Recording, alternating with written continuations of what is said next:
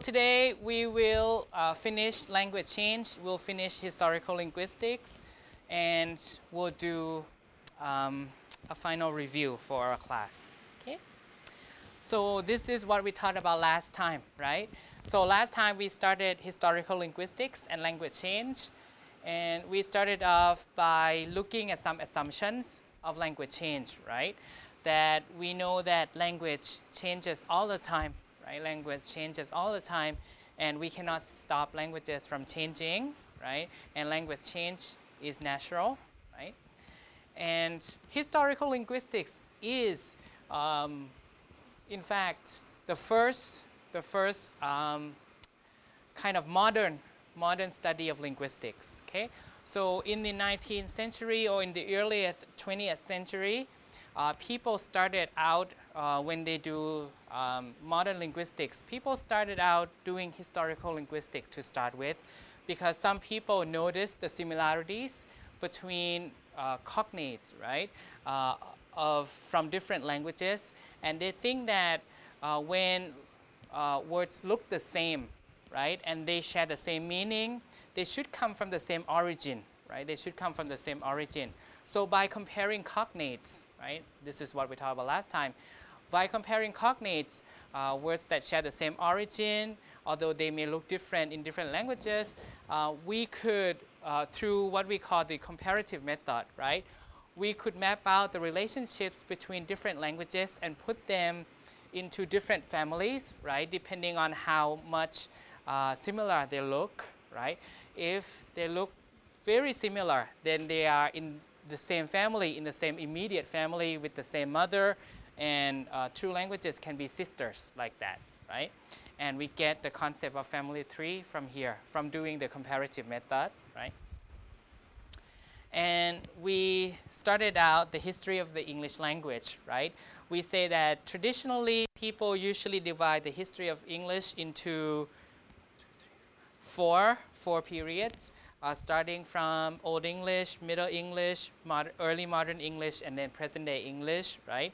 So the early modern English, the Old English period spans from C5, the 5th century to the 11th century, right? The Middle English period from the 11th century to the 15th century, that's when you have Chaucer, and you have Langland, you have other people. And early modern English, Shakespeare, Milton, and so on, right? Sidney, Philip Sidney, and so on. Present day English from the 17th to now, okay? So this is just the rough, right? The rough demarcation period, because people usually take some historical reasons to divide up the periods, but in reality, you know that it's not like the first day of C12 or the first day of the 11th century, people call themselves, hi, we are Middle English speakers, like that, not like that, right? So the Old English period, last time we looked at that, the Old English period started out when there was no English, right? There was no language called English, because people who originally inhabited the British Isles were the Celtic people, right? Celtic people including Welsh people, Irish people, Scottish people, and so on, right? And then when the Roman Empire tried to expand their territory, right, their power to the British Isle, right, we have Roman soldiers coming in, and with them they brought the Latin language. So we have some Latin words like street. Street is not English. Street is from Latin, or copper, like that, or cheese. So people that things that people eat, things that people built, castle, like that. Things that people build, things that people eat, they brought with them from the Roman Empire. So we have Latin coming in, right? A few words of English, of Latin here. And then when the Roman soldiers left England, right, back to Rome, we have Germanic peoples coming in, 3 groups, the Jutes, the Saxons, and the Angles, right? And presumably they could communicate with each other even though they are different tribes, they are different groups, right? And they spoke dialects of Germanic languages, right? So Germanic languages are actually the origin of English, right? So they came to Britain, right, and replacing the Celtic people that had lived there before them, right? So this is the start of English, right? This is the start of English. So English is a Germanic language, right? And the name English is from Angles, right? Angle, right? Angle English, right? Angle, Angli English. So there will be some sound change that happen. We'll study that. And then around the 8th century, we have the Viking people from the north, right? We call them Norsemen from the Scandinavian area. And they came and then they waged war with the Germanic people, so much so that half of the island had to be given to the Viking people, right? And we call that the Danelaw area, Danish people, law, right, under the Danish law, like that. So the Germanic peoples made a pact with the Viking people that, okay, we will let you rule half of the island, and we call that the Danelaw area, like that. So you actually have a situation where you have a heavy, the big heavy area populated by Viking people, and of course they brought with them the Scandinavian languages, right? And also the other half of the island was governed by the Germanic peoples, like that. And it ended with what we call the Norman Conquest, where the previous king died without a child, right? So there were many people who want to claim the throne, right? And there was this Duke of Normandy. Normandy is in France, right? Normandy is in France, and he thinks that he has some claim to the throne, right? So he came to the British Isle, crossing the channel there, and then he fought with the present king, right? That also claimed to the say that I have the right to the claim to the throne, right? I have the right to claim the throne, and he could defeat the that person. So we call it the Norman Conquest. This is victory, right? Conquest is the victory of Normandy, right, from France. So in this case, we have a new king, which has a strong tie with France. So in the Middle English period, we have for about 300 years or so, we had a French government, right? So you can imagine where people who rule the island were French. So French was pretty influential in that period, at that time. So everything had to be conducted in French, including the laws, including some religious services for the upper class people, and so on, right? So that's why we have a lot of French words coming in during this period, right? Words that you can imagine, like fashion, government, law, or food, right? Those are all French words, okay? And then the Middle English period usually ended with the printing press. Where's the thing? So the printing press, right? The invention of the printing press from the continental Europe. So people brought the printing press, right? Before that, how do you write books, right? You have to do everything by hand, okay? You have to do everything by hand, and books were made of animal skin, right? Animal skin, and each copy is unique because you have to use one person to copy every word by hand, right? So each book is unique. People may make a mistake, so that's unique to that book only, right? And it's costly, it's expensive, and only rich people could afford to buy books made of animal skin, right? And then when you have the printing press coming in, it makes literacy, right, available to a lot more people, right? Because now the cost of printing books has become lower, right? And people could afford to buy books, right? And people can go to school and have education in order to be able to read and write, right? So that is usually credited with the end of the Middle English period, right? So you can see that these end dates are historical rather than any linguistic reasoning, right? And finally, we have the early modern English period where we have migration to the New World, the settlement in the US and in other parts of the world. And then we have technological advancement, right? We have Newton, we have Galileo, and so on, right? So that's in this period. And this period is what we call the Renaissance period, remember? Renaissance is re is again, nes is birth. So the rebirth of Greek and Latin roots, right? So people, in this period, people went back to Greek and Latin sources like Aristotle, Plato, and so on in order to revive, right, their Greek and Latin roots and so on. So we have a lot of Greek and Latin words coming in this period. And that's what we looked at last time, right? And where are we?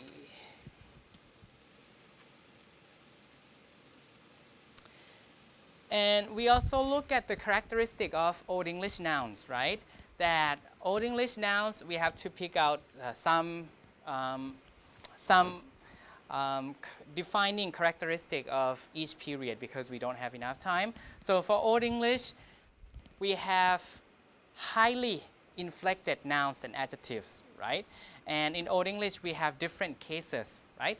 Cases are grammatical concepts, right? To convey who does what to whom, right? So for example, nominative is the subject case, right? Subject case after the be verb, right? Accusative is the direct object case. Genitive is the possessive case. And dative is the object of preposition case, right? And in modern English, we have these cases, but we just don't mark. We just don't mark the nouns, right? So for example, if you have, let's see, if you have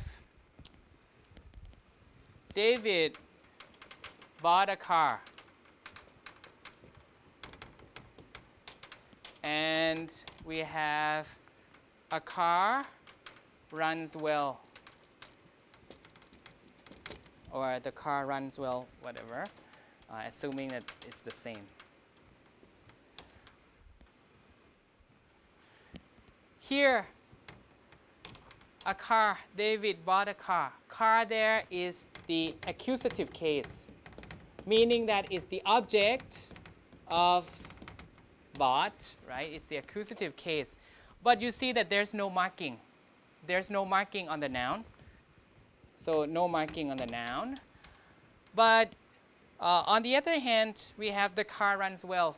Here is the nominative case because it's the subject, right?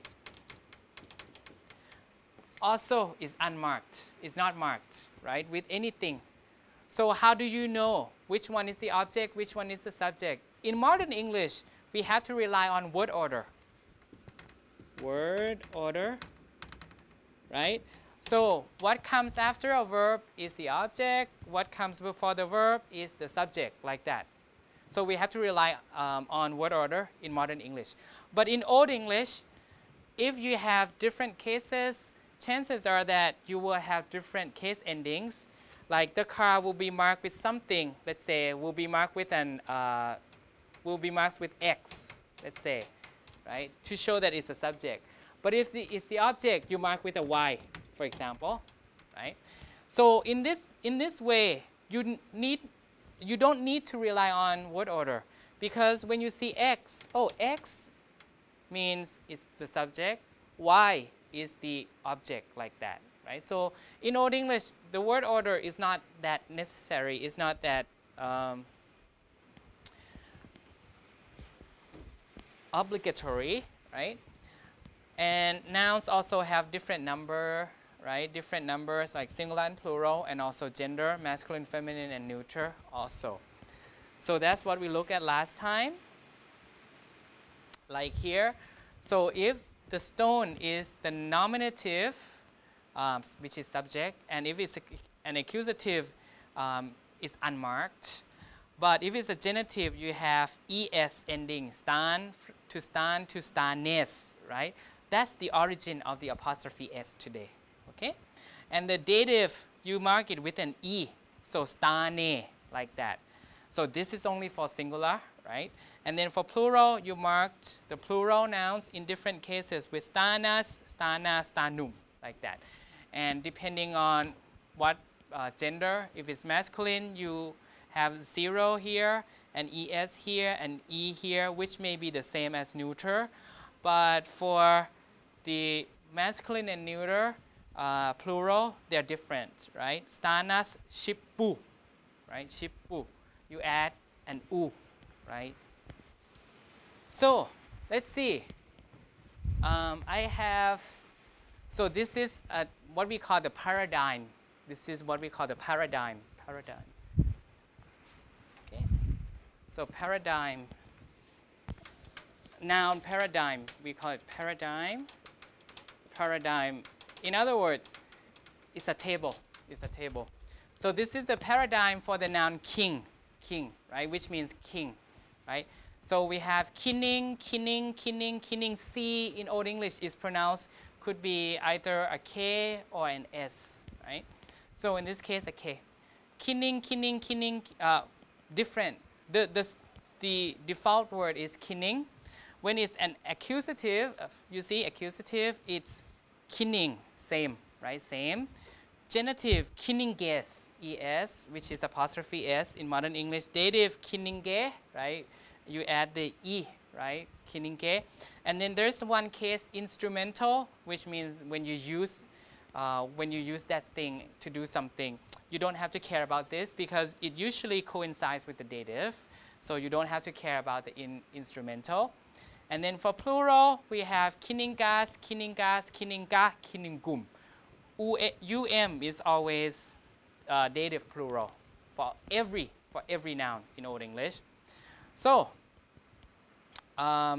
you might wonder what is say, what is tone. This is P with the ascender, right? So that's TH. So tone, tas, tem, ta, tem. You might wonder what these things are. These things are the word the demonstrative the in modern English, right? So the king, like that. So you change the form the to match the case, right? To match the case and gender and number. So if it's nominative singular, you use se. If it's accusative singular, you use tone. If it's genitive singular, you use tats, like that, right? If it's genitive plural, you use tara. But all of them mean the word the, okay? So not only nouns have cases, articles or definite articles also have cases and also have to do the agreement with gender and so on. Agreement with number and gender also of the noun, okay?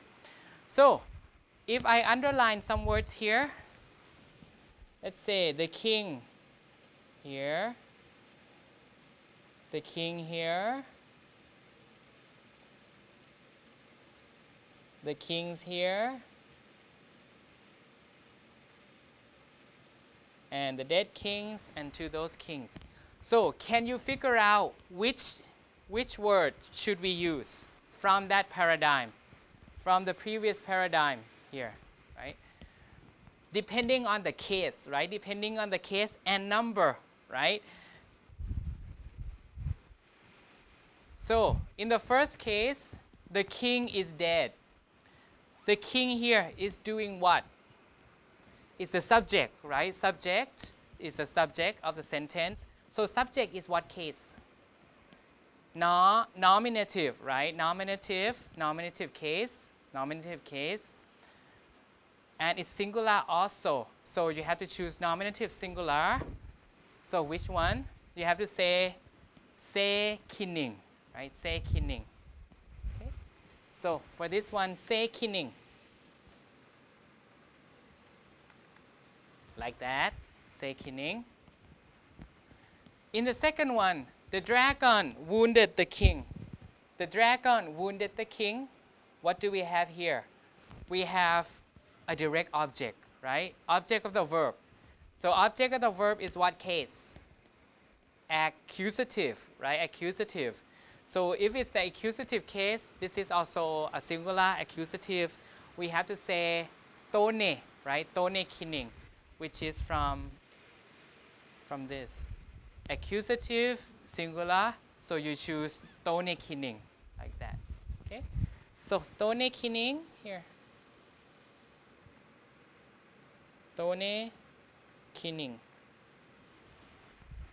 Fortunately for masculine nouns, the accusative and nominative are unmarked.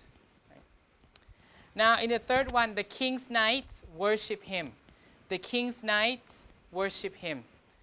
So you see apostrophe S, right? Apostrophe S. So what case is it? Genitive case, right? Genitive. So you have to pick from the genitive singular case, which is that's kininges, right? That's kininges. You see? That's kininges. So that's kininges, like that. Okay. For the last two, I'll give you 10 seconds to think which of the forms you should pick for the last two. We have paid tribute to the dead kings, and the treasure of those kings were stolen.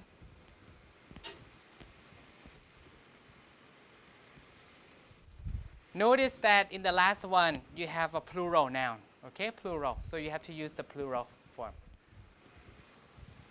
Okay, so here is the object of a preposition, you see, to the dead king. So there is a preposition, it's the object of preposition, and it's a plural noun also. So you have to choose the dative plural, right? The dative plural, which is tam kiningum, right? Tam kiningum, which is like this. Tam kiningum, right? Dative plural is always for every noun. Tam kiningum. So it's tam kiningum. And finally, the last one, the treasure of those kings were stolen. Of those kings, here is the possessive, right? It's the possessive, right? So possessive must be the genitive case, plural genitive. So it would be tara kininga, like that. Tara kininga. Tara kininga. Because if you look here, it has to be genitive. Tara kininga, like that. You might ask me, oh, isn't it the object of a preposition here? I would say yes, but this is an exception case where you have of with the possessive case. So it would be the genitive. Okay? But for other prepositions like to or at and so on, you will have a dative case. So on the exam, if you already tried your hand at the study guide, I will have a paradigm for you, and I will underline some words, and you have to choose the right form. Okay? You don't have to memorize, but you just have to know which form, right, you need. So that's the most important characteristic of Old English, which is the fact that nouns and also adjectives. Nouns also have different cases, different genders, and different numbers, okay, which are marked differently. This is just a photo of what we call the manuscript of Beowulf, which is the first ever epic literature in the English language. And you see that the edges here and here, they are burnt by the Great Fire in the 18th century, and we have only just one copy that survived to the present day.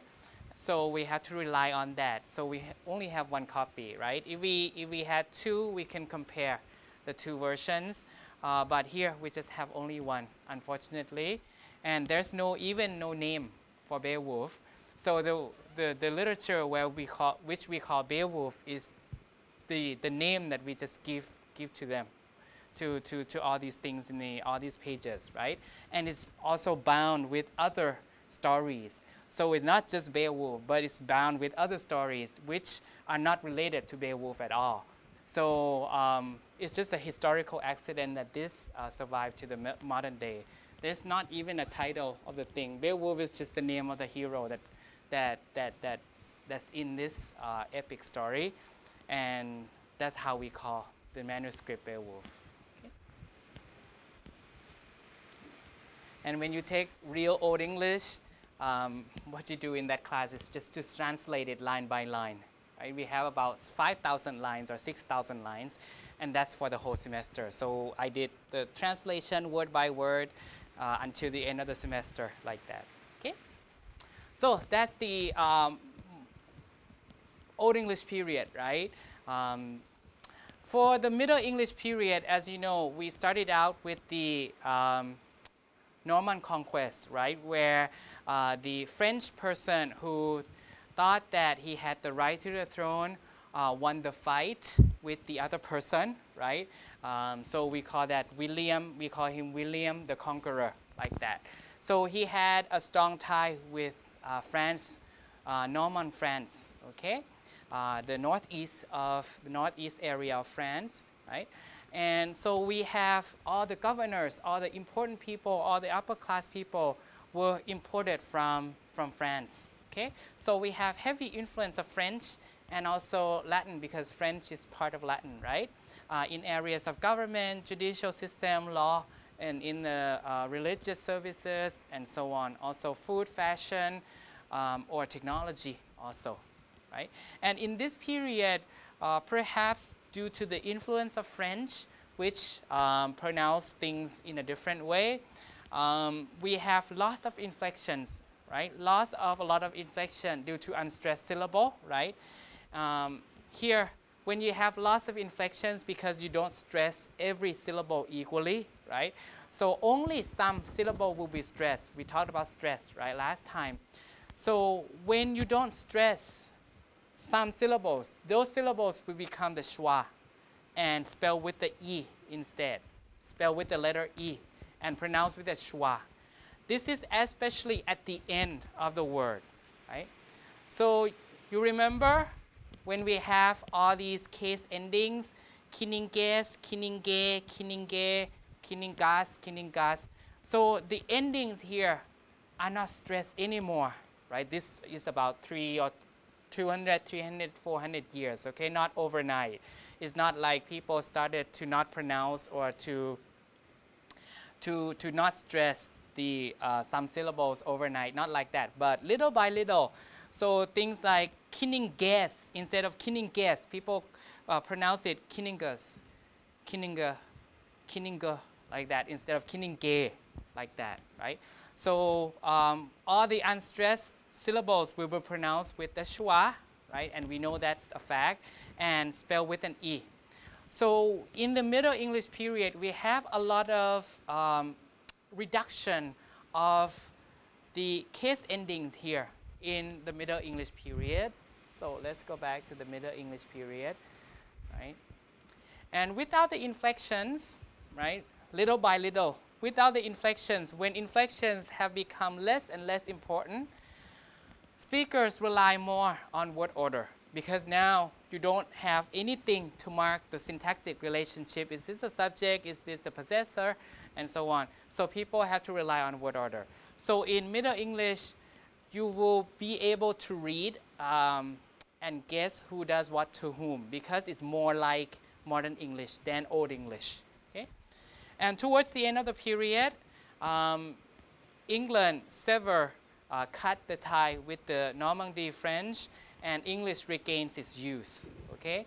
So for about 200 or 300 years, we have governing people coming from French, but now with some political, right, with some political issues, England cut the tie with French, and then paving the way for English to be back, right, to a higher status, okay, towards the Middle English period. And also we had the printing press coming from continental Europe, right. And in the early modern period, we have the printing press by William Caxton, right? And this means that before, however way you want to write, however way you want to copy a manuscript, that's your way, right? Because each person may write things the way that they pronounce words, right? But when you have the printing press, you have to decide, how should we spell this word? How should we spell that word, right? And when you print a book using the printing press, every book will look the same, right? Every book will look the same. So this means that more or less we have to do some standardization of spelling. Standardized meaning we have to make things look alike, right? And we have to decide at least how should a word be spelled, okay? So who gets to decide? Of course, the people who own the printer. Of course, it's the people who sponsor the printing, right? So the word, the way a word is spelled, does it mean that it's correct, linguistically correct? No, because it's only because people who get to decide how a word should be spelled are people who own the printing press, are people who have the money to fund the printing of a book like that. So the way that we spell words now is not necessarily the fact because it's correct to spell like that. And then great vowel shift happened in this period. We'll talk about the great vowel shift in a minute. And then in this period also we have the first English dictionary, which means that now we have a reference guide, right? Now we have a reference guide as to how a word should be spelled, how the word should be pronounced. And again, who gets to decide how a word should be spelled or how it should be pronounced is the people who wrote the dictionary, right? So, and what type of English?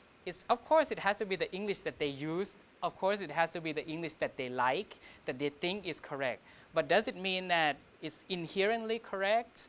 No, because it's the English that they like, they prefer, they speak themselves like that. It's the dialect Satchuri that they speak.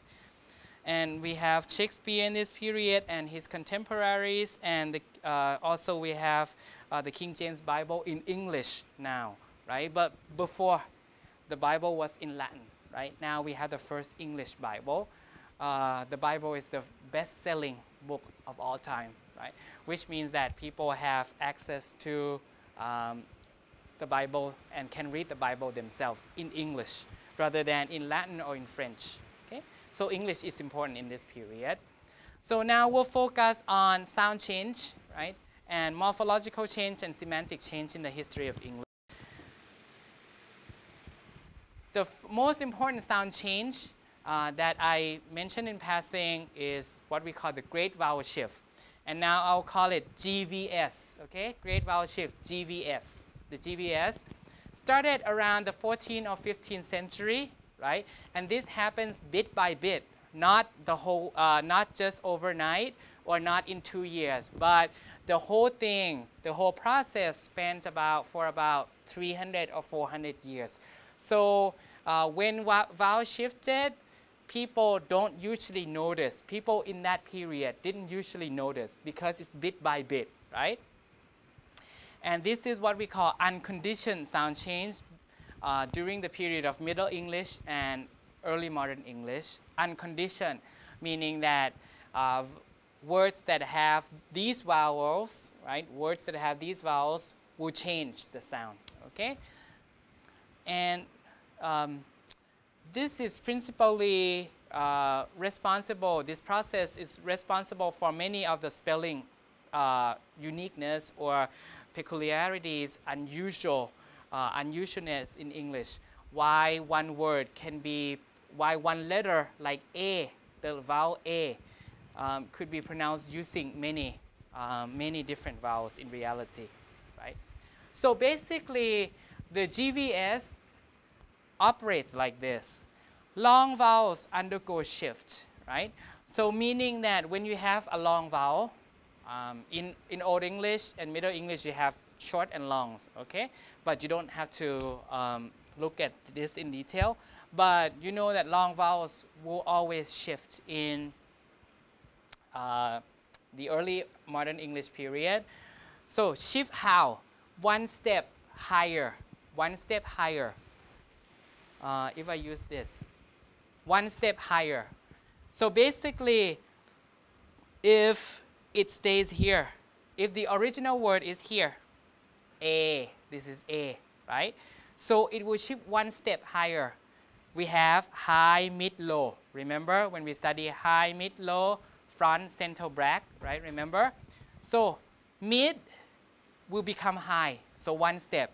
So words that are pronounced with A, originally pronounced with A, will be pronounced with E. This is not overnight. So people move up a bit by bit, but the final result, final stage is A will become E, okay? But the thing is, when the pronunciation is changing, the spelling is fixed already, right? Because we have the printing press, and then when you spell things, when you standardize spelling, it's gotta be that way forever, right? So the spelling has been fixed, but the pronunciation keeps changing, right? So A, so finally, A will become E, right? And then here also will move up one step. A will become A, like that. So the highest vowel, where did it go? E cannot get higher, so it becomes a diphthong finally, right? E-I, like that, okay? Back vowels are the same thing. So O finally will move to U, and U will move to OW to become the diphthong. The highest vowels will become the diphthong. E, I, U, ow. Remember, we studied the vowel. And then O will become O, like that, O, like that. Okay, one step higher. There might be some exception where I here travels to here, but that's just one case. One step higher and also more forward in the mouth also, with the exception of A. Okay. So, in Middle English, this word was pronounced baths, bathed, like that, bath. But then one step higher for A, one step higher, and also one step fronter in the mouth to bathe, like that, A to A. Suete, suete, in Middle English, everything is pronounced, right? Suete to sweet in early modern English, A to E, so one step higher. This is O, wrote, wrote to root, okay, one step higher. If you look at this, wrote to root, like that, okay? Oh.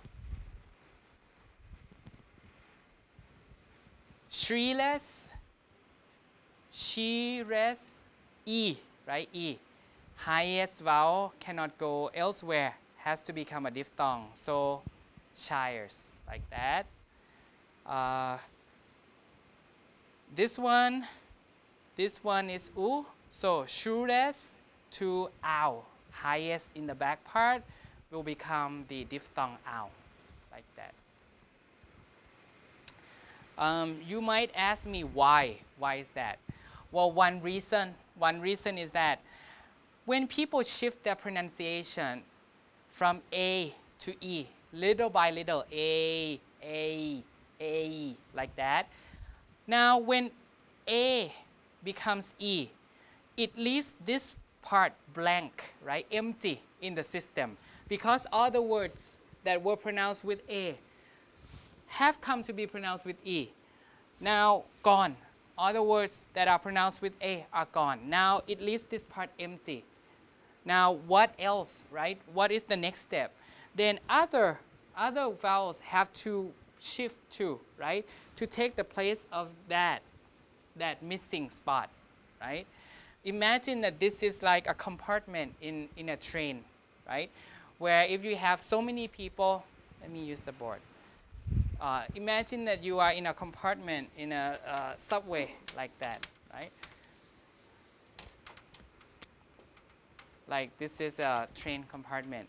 And you have so many people here, right? Now when it stops at a particular station, right?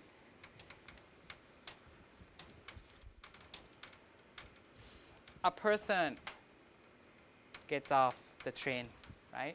Now there's an empty spot. What do people do? To maximize the space, right? To maximize their personal space, what do they do? Naturally, people have to move around, right? So this person will move like this way a bit, this person will move this way a bit, right? Because there's empty space there. So this is like the vowel system here, right? And if another person gets off, then there's more space. So people will move to occupy, right, the empty space. Just like here. So if one vowel starts to move around, right, then all the words that used to be pronounced with that vowel will be gone, will be missing.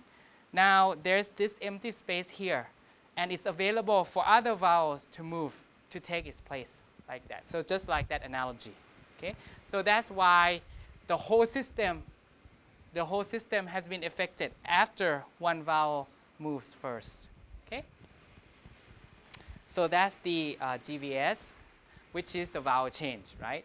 But there are other kinds of change in the history of English. Morphological change has to do with the morphology, right? Now, at least you know that all the inflections, right? All the inflections have been reduced greatly in the Middle English and perhaps are gone by the end of the early modern English period. That's morphological change. You need no case marking, right? And also some verbs like climb. In modern English, we add the ed, right? We add the ed. But in Middle English, we had to change the vowel climb, clomb, like that. But in modern English, we do just the ed. So many verbs have become what we call regular verb, right? Many verbs have become regular verbs when we do the past tense ending, right? Not having to change the vowel inside, right? And when we have new verbs in the English language, we do the regular way, right? Time, can you time the race? Can you time the student taking the exam? We say timed with ed, rhymed, ed, climb, so also ed. It could be from analogy also, okay? And in terms of the plural, right? In the old days, mouse changes to mice. There is a process called umlaut, which you don't have to memorize or you don't have to know. Mouse changes to mice in Old English. This is from the Germanic time, right? And now in modern English, when we use the word mouse for other, in other contexts, computer mouse. A lot of people would say computer mouses rather than computer mice, okay? That's because we tend to regularize the morphology, right? Live to lives, low life. A lot of people would say low lives with the S rather than IVS, like that, okay? Past tense, same thing, that when we have irregular forms, like fly, flew, flown, like that, fly, flew, like that, when we use it in a new context, right, fly out in baseball, we usually add the ed rather than flew out, like that. Stand, stood, and grandstand, grandstanded, and so on, rather than grandstood, like that, okay? And finally, we have semantic change, right? We have sound change, morphology, and also semantic change in terms of meaning, right? Throughout the history of English, words change their meaning in many ways. We have the case of broadening, meaning that you have a more generalized meaning for a word. Like the word dogga usually only refers to one breed of dog in Old English, but nowadays we use dog to refer to all, right, all of the breedings. For narrowing, which is the opposite of broadening, the range of meaning has become much more limited. Hoon in Old English is used to mean any dog, but now we have hound, which refers to one type of dog only, right? So hoon in Old English has become hound due to the GVS, right? Oo to ow, like that, right? Strengthening, right? Kill used to mean torment, but now kill is tuk ida, right? To kill, to murder, like that. Weakening is the opposite of strengthening, right? So the meaning has become less strong, like that. So as down used to mean to strike with thunder, right? But as down nowadays means only to surprise. Okay? These two processes are important, pejoration and amelioration. Pejoration means that the meaning has become worse. The word silly or silly in modern English, silly, used to mean happy, blessed, or fortunate, like positive meaning, right? But nowadays, when we use the word silly, we use it in mostly negative context, right? In most negative contexts, stupid, empty-headed, lacking good sense, like that. But silly used to mean good, so this is the opposite. So we call that pejoration. Amelioration is the opposite of pejoration, which means to become better, right? The word nice used to mean absurd or ignorant or senseless, but now it has the meaning of great, good, friendly, and kind. Okay. Simple. This is simple, so please make a correction. Bad nowadays could mean excellent, sexy, or much, right? She's a badass. I love you so bad, much, like that, right? So it has undergone amelioration in the modern day also. And finally, we have generalization of meaning, right? That aspirin, Kleenex, and Hoover, these are all usually, they are all brand names, right? Name brands, right? And they have become just general nouns to refer to the stuff, right? Aspirin for pain relieving medicine, Kleenex for facial tissue, Hoover for vacuum cleaners, and so on. Okay? So this is the end of our content for the class. Okay? So for this chapter, what do you need to know for the exam? For historical linguistics and the story of English, you need to know some history of English, some history, like what happened in the Old English period, what happened in the Middle English, what happened in the early modern English. So some history, and especially the defining characteristics, the important characteristic of each period. Like in Old English, we have case endings, so you need to know how case endings work in Old English. And in early modern English, we have the great vowel shift, the GVS, so you need to know how the GVS works. And also different kinds of linguistic changes, like sound change, morphological change, and also semantic change. There's also syntactic change, but we didn't talk about that. And also you should know a little bit about language families and language trees, especially the facts that have to do with English. Okay, so English is in the Germanic, West Germanic branch, right? And it's in the Indo-European family, like that. So you should know. And it has Dutch as the sister, like that. You should know.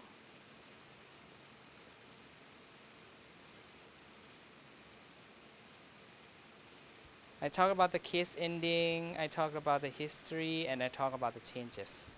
So that should be pretty much it that you should be responsible for in terms of historical linguistics. So we'll take a 10-minute break and then come back to do the study guide from last time. So does anybody need a study guide today that I passed out last time? We'll go through the study guide together today. after the break. So does anybody need a copy from last time? Okay, guys. So let's take a look at the study guide. Okay. As for the specific points that you have to be responsible for, they are here. Okay. So for syntax, you need to know embedded and coordinated structures, right? When we join with coordinated structures, when we join different things with ands or but. And for the embedded, you have a smaller clause, right? You have a small s, right, within a CP, and that CP is in another s, right? And ambiguity and also questions or WH movement, right? When you see the WH word always move, right? And for pragmatics, you need to know what dex is, deictic expressions are, presupposition, entailment, speech act, and conversational maxims, right? And for historical linguistics, we just talked about historical linguistics, right? The concept of language family and periods in the history of English and the major characteristic of each period, okay? So what we'll do is we'll save syntax for the last thing today. And let's start with pragmatics, okay, pragmatics. So you'll be tested on, remember, direct and indirect speech acts. Remember the difference between the direct and indirect speech acts, right? So for the direct speech act, the form matches the function, right? The form matches the function. You use questions to ask for information. You use statements to convey certain information like that. But when the form doesn't match the function, you use question to make a statement. For example, that's when we have an indirect speech act, and you have the illocutionary meaning, which is the intended meaning, right? So let's look at whether or not these examples are direct speech acts. In A, a sign on a fence reads, "Parking here prohibits rubbish collection." Right? Is that direct or indirect speech act? So what is the intended meaning here? The intended meaning could be do not throw trash around here, right? So I'm sorry, not that. Do not park here. Sorry, do not park here, right? Do not park here. That's the intended meaning, right? So because doing that would prohibit rubbish collection, like that. So the intended meaning or the illocutionary meaning is do not park here, right? Do not park here. So in this case, it's an indirect speech act, right? Rather than saying straightforwardly, do not park here, the sign says parking here prohibits rubbish collection. Okay, so indirect speech act, the intended meaning is do not park here. You cannot park here, you may not park here, like that.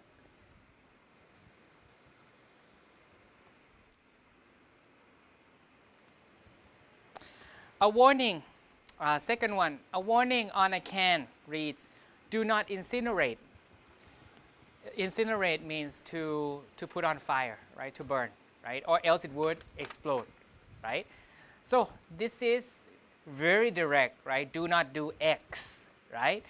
You cannot do X, you may not do X. So in this case, it's a direct speech act. The illocutionary meaning is the same as the locutionary meaning. Do not burn, right? Do not put on fire, like that. Number C, a train conductor points to a no smoking sign and says to you, if you are a passenger who is smoking, do you see that sign over there? Do you see that sign over there? Right? This is an indirect, right? An indirect speech act because the intended meaning is you may not smoke here, like that. Right? Do you see that sign of no smoking, like that? So you may not smoke here. So it's indirect rather than saying it directly that you cannot smoke on the train like that. So indirect, the meaning is, the illocutionary meaning is no smoking here.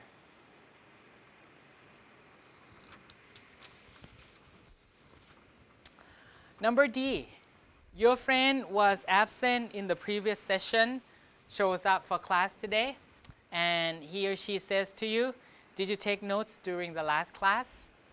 Right? Now in this case, the intention is to let me borrow, right? Please lend me your notes, like that, right? Please lend me your notes. Please show me the notes, right? In this case, again, it's an indirect speech act, right? Unless the other person said, no, I didn't, right?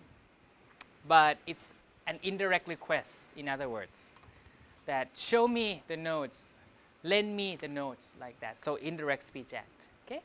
So you should not have problem with this part because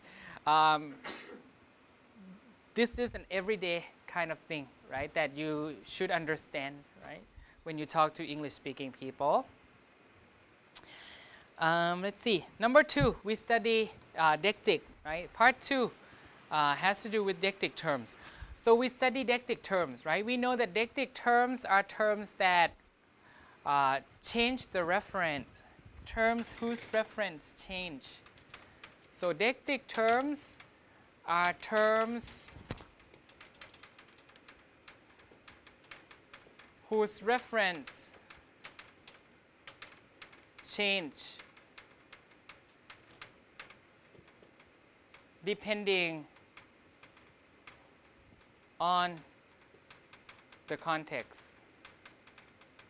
Depending on who, depending on where, depending on which place, the referent will change, right? So the term here would change if you move from one place to another, right? Let's meet here tomorrow. Here will change, whether it's this classroom or other places, right? It depends on where you say that. So, but those things, those deictic terms can be used non-deictically, meaning that they are not deictic if the reference stay the same, okay?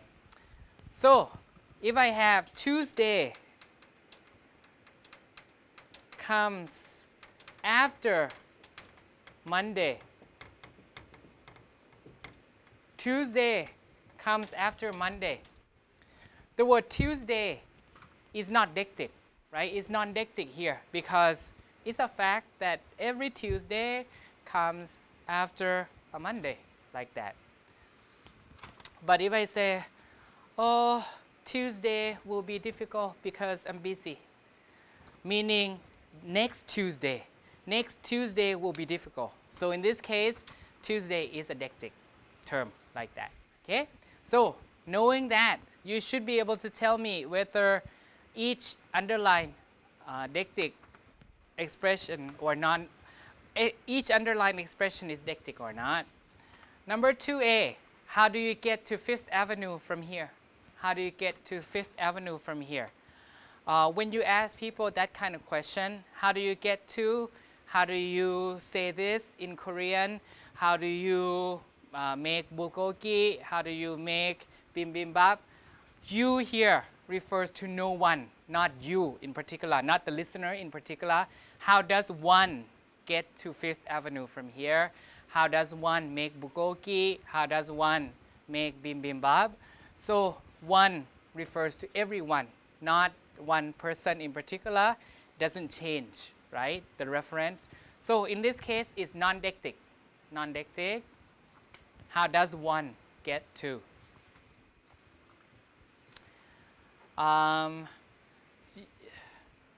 In many states, you can buy a gun if you reach certain age, right? In the US, or alcohol even. So if there is a sign that says you have to be 21 to be allowed to buy a gun or to buy alcohol, like that, you here refers to no one in particular, right? Because you can say one has to be, anyone has to be, right? Everyone has to be 21 to possess a gun. So you here is non-deictic, right?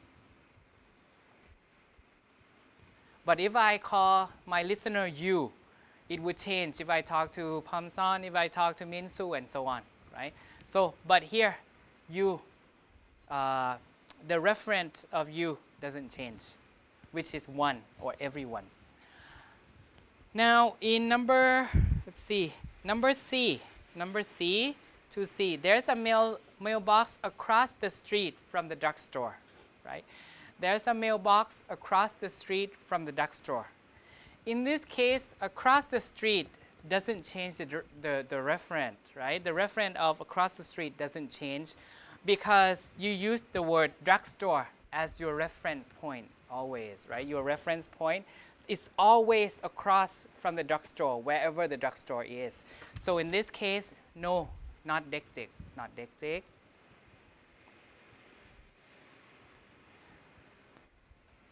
No matter where you say it, it's always across street from that reference point, which is the drugstore. So it doesn't matter where you say it. Number D, there's a mailbox across the street from here. Across the street from here, same as number C, because you use here as a reference point. But the word here itself, I have to say here itself is a deictic, right? It depends on where you say. So here, the reference point of here will be different. But across the street is not deictic. So I shouldn't have underlined here, okay? So across the street itself here doesn't change, right? Because you use here as a reference point always. But I admit that here is a deictic term in this case, because the reference of here changes every time. Let's look at number F. 2F, there's a mailbox across the street. So across the street from where? What do you use as a reference point? Naturally, in everyday life, people who say this will use the place of speaking as a reference point. There's a mailbox across the street from here in the parentheses. So in this case, it's a deictic term.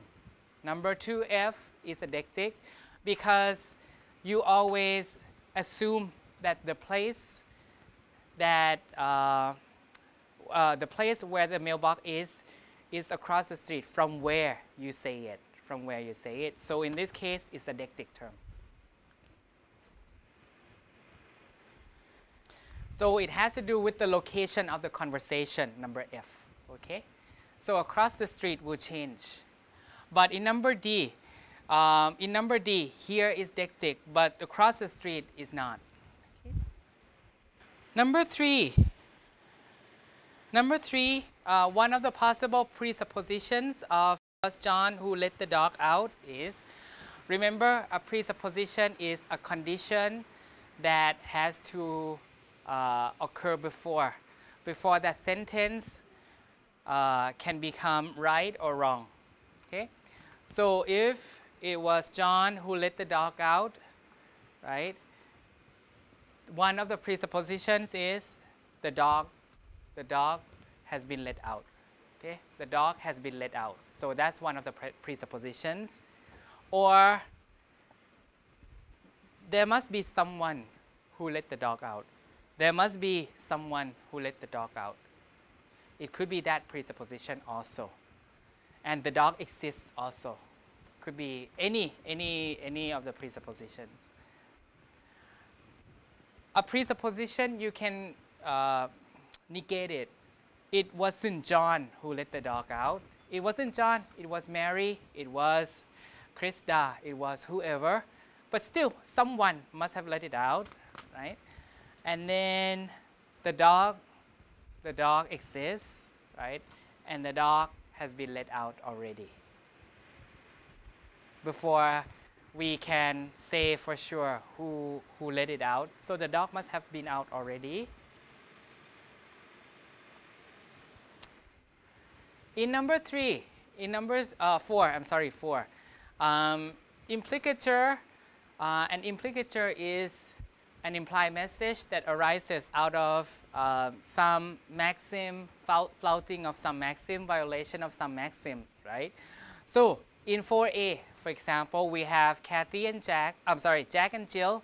So Jack says, Kathy is cooking dinner tonight, and Jill says, we better stock up on cup noodles, right? So what's the implicature, the implied message here? Perhaps the implied message is Kathy's cooking, right, is not delicious, right? Kathy's food is not delicious. That's why we better stock up, we better buy cup noodles, right? So we prefer cup noodles to Kathy's cooking, like that. So Kathy's cooking is not good, right? So it's the, so flouting, which is yes, and maxim, what's the maxim here, right? You can say maxim of manner or relation, right? Sometimes, as I said, sometimes two maxims can be flouted or it's not clear which one, right? You can select one of those, and then if you are so unsure, write me some, give me some explanation. I think it's the maxim of manner, because she doesn't say straightforwardly that Kathy's cooking is not good, like that, okay? So give me a reason if you are not sure. Number B, what are you reading? A book. What are you reading? A book.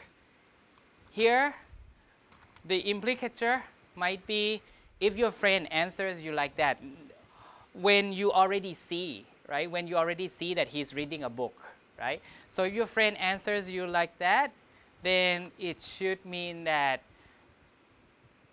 it's not your business, like that. So it's not your business. I don't want you to know what I'm reading, like that. So that's the implied message. It's not your business. I don't want to talk to you, like that.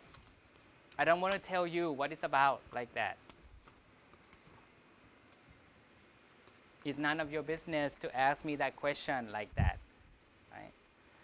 So in this case, it's clear that the maxim that's being violated is the quantity, because you need more information, right? A book about Korean culture, a book about XYZ, right?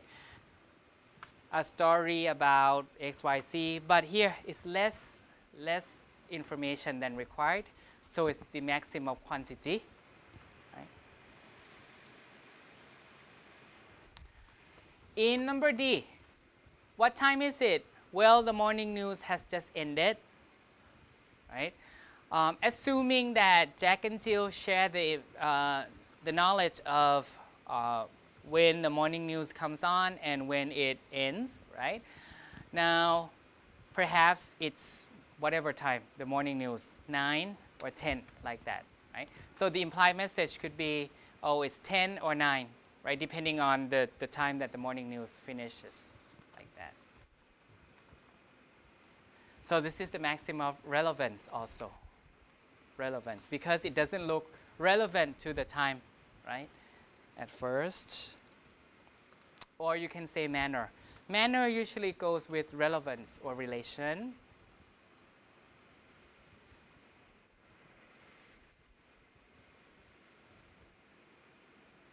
Number E, did you study all day long? Yes, I have been studying till now. But when in fact he watched TV all day, that's a case of violating, right, quietly the maxim. So in this case, the maxim of quality is being violated secretly too. Maxim of quality, because he told a lie, right? He doesn't even believe in what he said, and he knows it, but his mom, maybe his mom doesn't know. And he doesn't want his mom to know. So he quietly violates the maxim. Okay?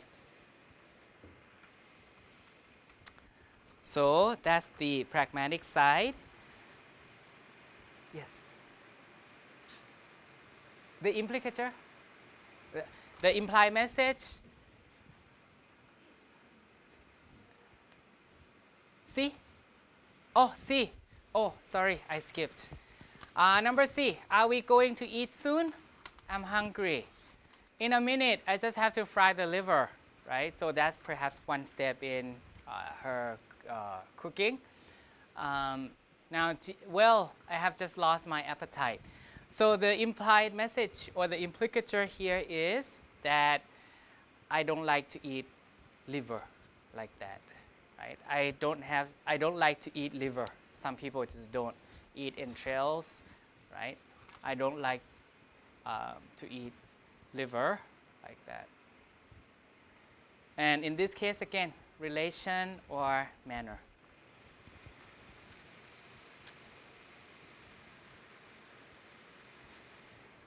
Maybe manner would be best here because the topic is still on food, right? So for number E, the implicature might be, oh, I'm a hardworking student, I'm a hardworking son, like that. That's what the mother should understand it as, right?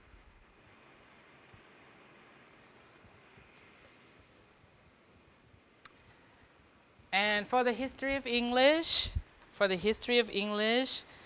you need to know the GVS, right?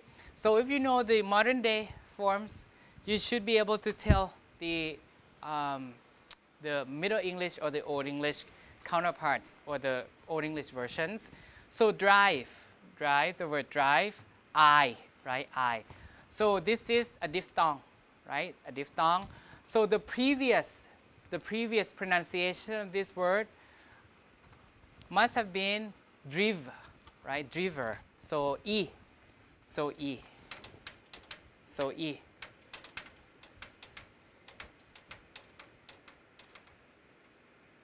So driver, like that. The E at the end is just the unstressed schwa, right?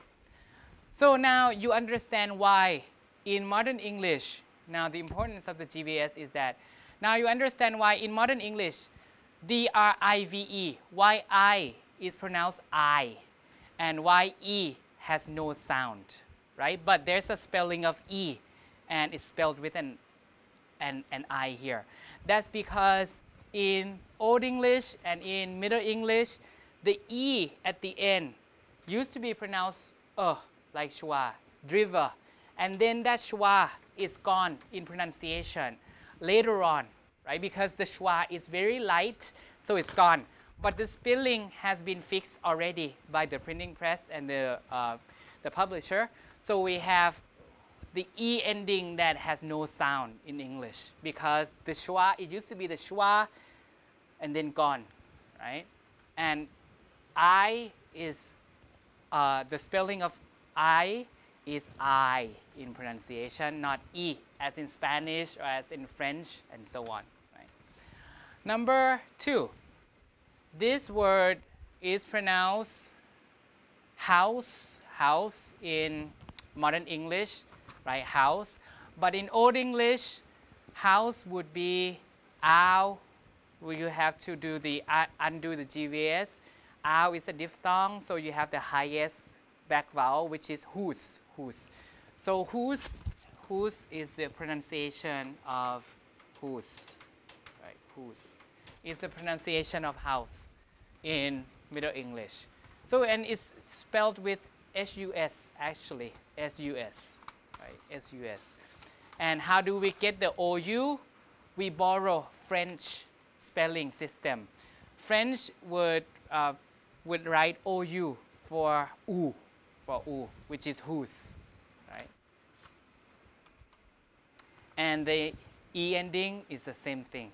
That it used to be a schwa, whose, and then the schwa is gone, leaving us with house, with not house, like that, okay? Now, feet. Nowadays, we pronounce it as feet, right? Feet. So in Old English or in Middle English, it must have been E. So it must have been lower. It would have been fate, right? Fate. F-A-T, fate. if you use the, what is it? If you use the vowel chart here, it would work. It should work every time. So if nowadays it's E, feet, now you undo it, you have to move down, right? Feet would be fate, like that. Okay.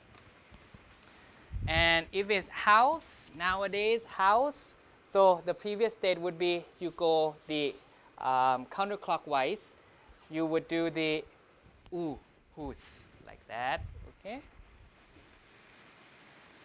This thing explains the spelling pronunciation discrepancy in English nowadays.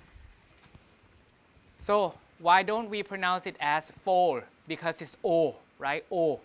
So we pronounce it as full in modern English because it used to be fall, F-O-L, fall, right? Fall in Middle English, F-O-L, just the way that it's spelled. F-O-L, F-O-O-L. Now, we pronounce this word beat, E, right? But we spelled it with E-A. Why don't we pronounce it as bait, bait, like the way it's spelled? Because of the great vowel shift, and then the spelling has been fixed. So it used to be bait, B-E-T, bait, B-E-T, bait. B-E-T, bait. You have to undo the vowel, right?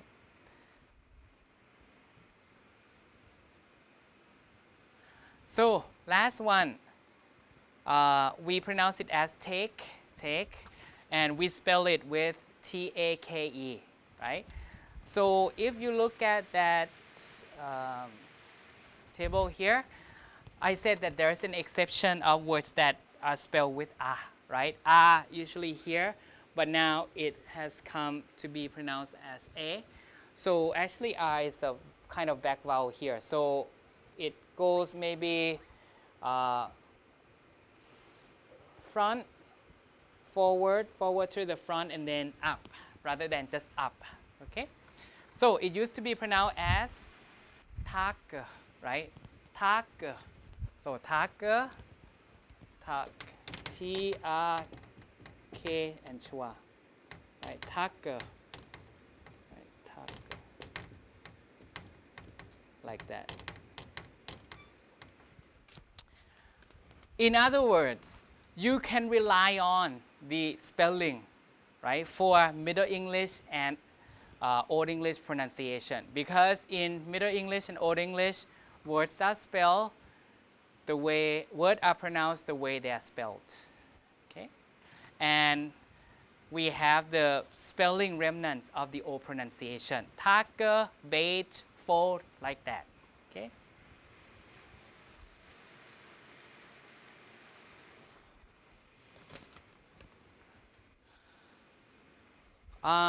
Number 2, name the process of semantic changes. Now, hound to a specific type of dog when in fact it was any dog in Old English, right? So in this case you have, when you have a more general term that becomes less general, so we call it narrowing, right? Narrowing, so that's an example of narrowing.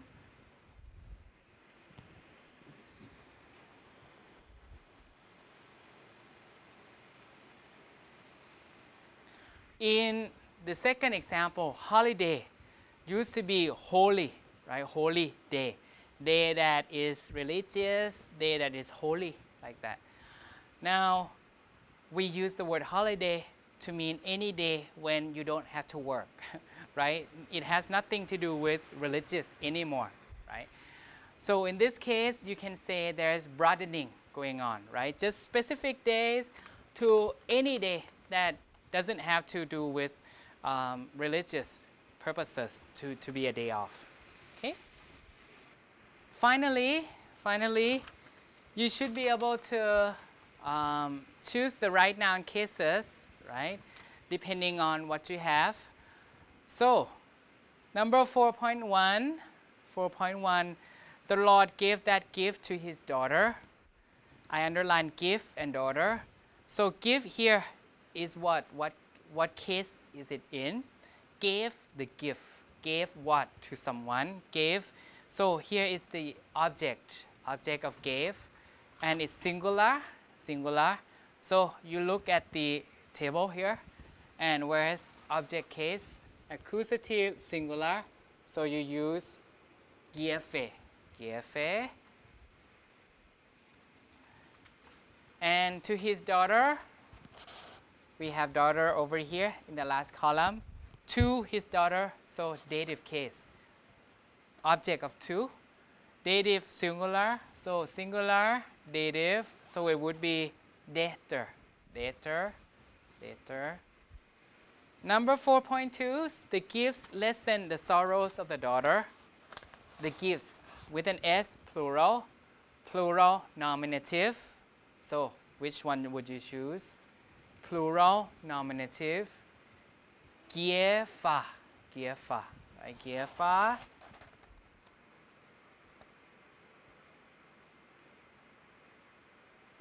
Lessen the sorrows.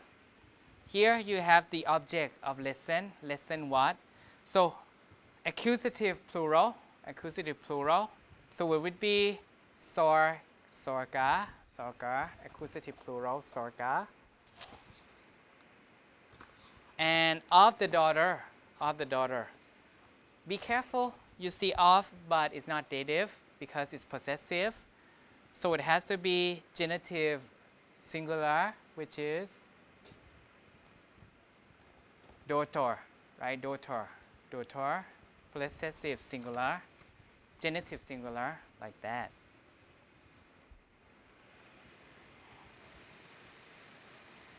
The last one, the safe antidote. The safe antidote against sorrow is employment, right? So here, against is a preposition, so we have sorrow as the object of that preposition. So we need the dative case of sorrow, right? The dative case, dative singular also. So it would be sorge, right? Sorge, like this. Okay. So for this part, you don't have to memorize anything, but you have to understand what a word does in a sentence. This is a subject, object, and so on. Okay. Number 2, you see the WH word, right? When you see the WH word, what does it mean? There is always, WH words always move, right? So you should have the original, condition first. So the tourists wonder which animals in the zoo they will see, right? So here you have 2 sentences. You have wonder as the main clause and they will see as the second clause, right? So we have the tourists wonder, they will see which animals in the zoo, right? So if you have that, the tourists wonder,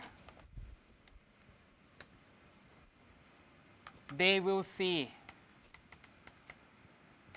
which animal in the zoo, like that, right? So here.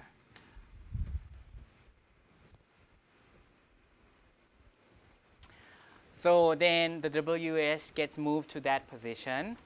So you have 2 sentences, right? 2 sentences, you have a CP. So you start out with the main clause first, S, NP, and VP. So here you have the tourists, right? If I write it out in full, you have a determiner here, you have a noun here, right? Like that. And then wonder is a V. Okay? Now, the next thing is you need a CP, right? Because the CP will introduce the WH word. Oh, I'm sorry. CP like that. We'll have a C, right? And we'll have an S and then NPVP.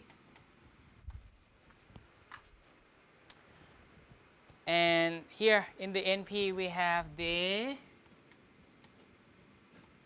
and then we will see, right? And then which animal in the zoo.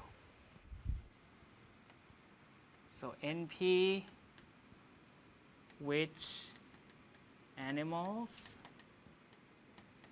Animal is a noun, and which is a determiner, right? And then in the zoo is a prepositional phrase.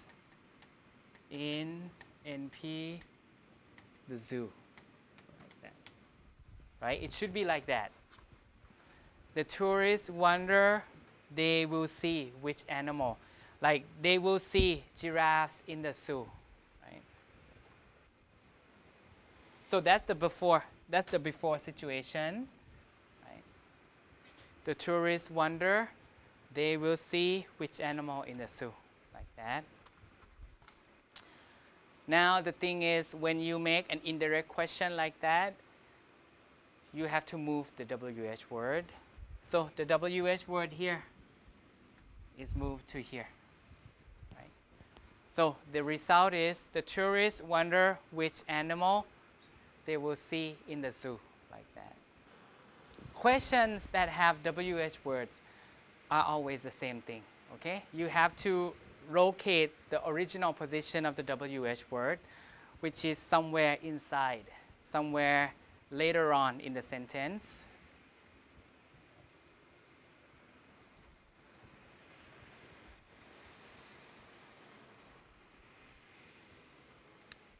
Okay, so far so good. Number 3 is the same, based on the same principle. I recommend you to walk a middle path between extreme indulgence and self-deprivation. So here, you have 2 sentences, right? Embedded case. We have I recommend as the first sentence, and then you walk a middle path as the second one. So you have a CP. You have a CP inside. So if you do that, then we can start out with S, right? S, okay? And then NP and VP. So we have NP is I, right? I. VP is recommend.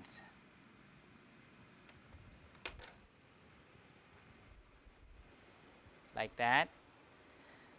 Now we have you to walk. You to walk is another sentence. So it has to be another S, right? Which is embedded in the CP. And C and S, NP and VP. Right? When you have 2 sentences, one is embedded within another, you always have a CP. Okay? Because the CP is the kind of the signal of an S. Okay? But here the C is just nothing, right? C is unfilled by anything, right? So we have you as the subject here. The VP would go to the V, to walk, right? And then a middle path between extreme indulgence and self-deprivation. So we have an NP here, determiner, a adjective phrase, adjective, middle path,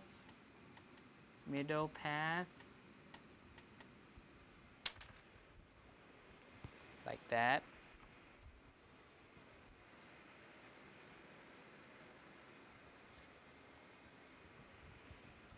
And then I'll just have to erase this for some additional space here, right?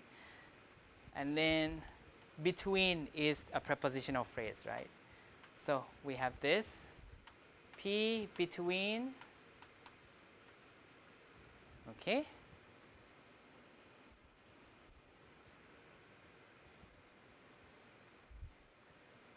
Extreme indulgence, so we have and, right? Extreme indulgence and self-deprivation, we have 2.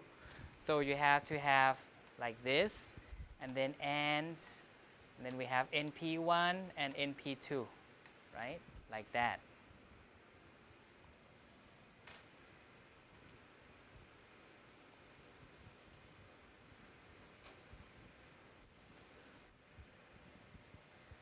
So for under NP1, can you do that? So we have adjective, extreme, and then the noun indulgence, right? And then NP2 we have self, the noun self deprivation, like that.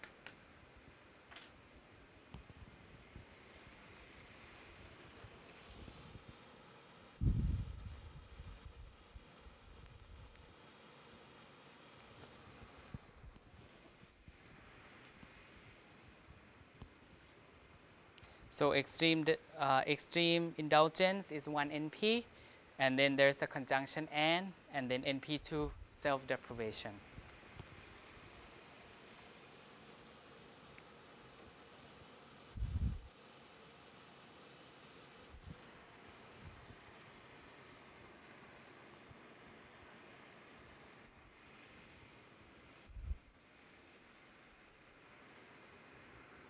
Okay, so far so good. For number one, if you're done with 2 and 3. For number 1, the man put the book in the box on the table. There can be 2 interpretations, right? So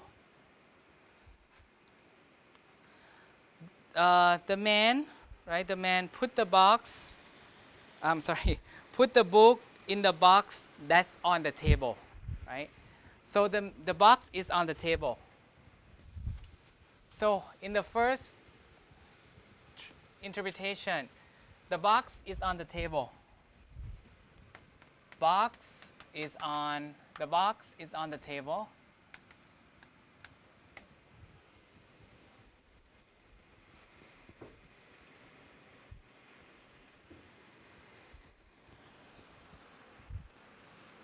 So in this case, let's see, the box, the PP on the table has to go with the box, right? So we have S, NP, and VP, right? So we have the man here.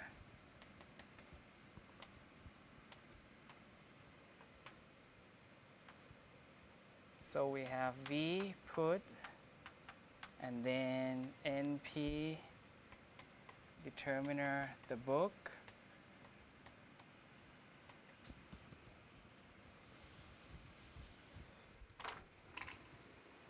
And then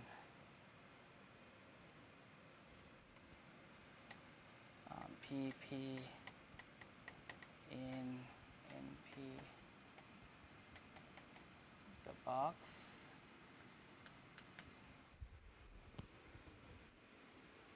And then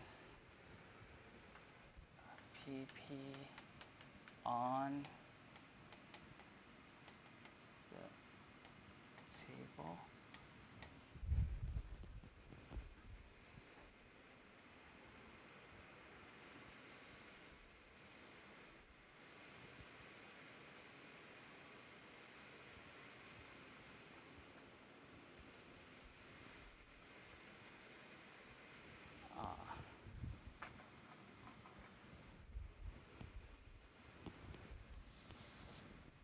Sorry, I have to change the book in the box on the table. So here, in this case, if you look at this syntactic representation, so it's put the book in the box, right? The book here, the book in the box, and then put that on the table, right? So put the book in the box on the table. So book in the box now is on the table, okay? So I made that translation change.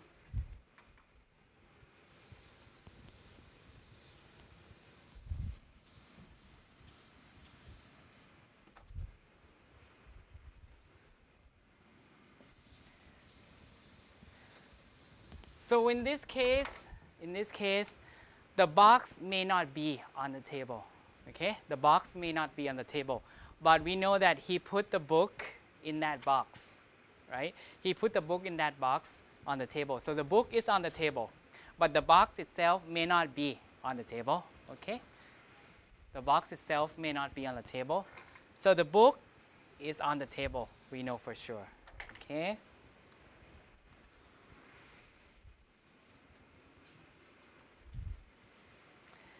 Number 2, interpretation 2. Interpretation 2, the box is on the table. The book, let's say the book is put in the box on the table. In the box which is on the table. So let's do it like that. Okay. The book is put in the box which is on the table. Right? So here we have S, NP, VP, determiner, and the man. So we have V put, and then NP, and that the book. Oops. And then PP, P in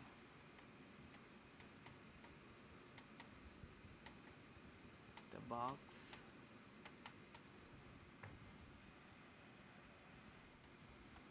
PP on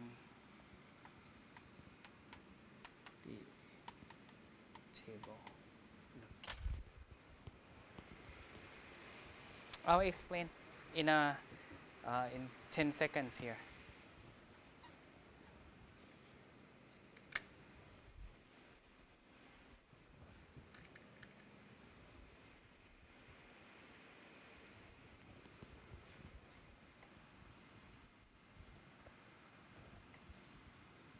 Oh.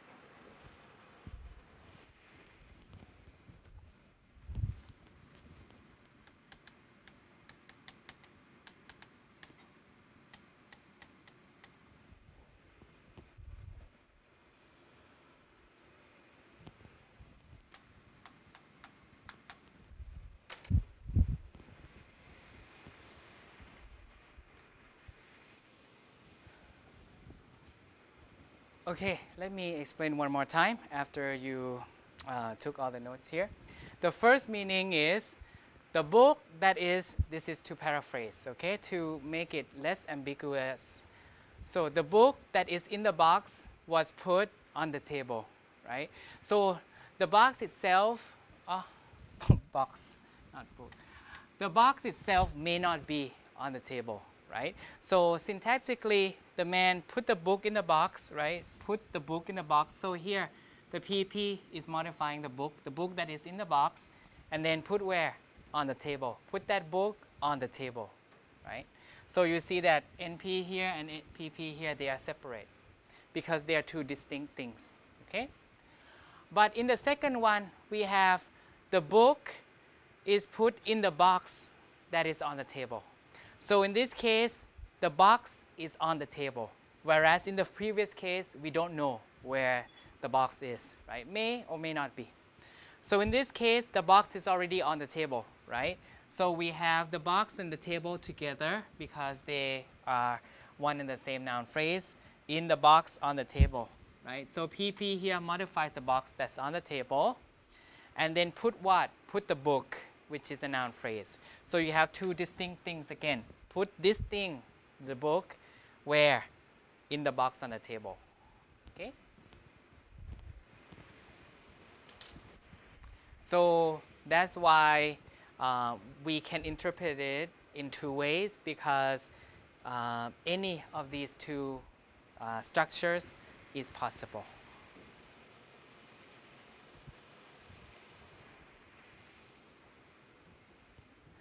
So this is just to make it more clear, make it clearer to you by paraphrasing, right?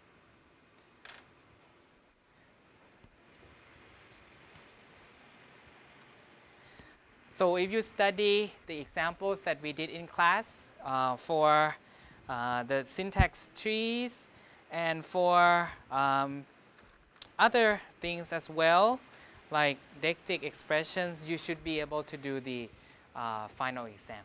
Okay, and you can bring an A4 piece of paper with both sides with notes that you want to put on the paper.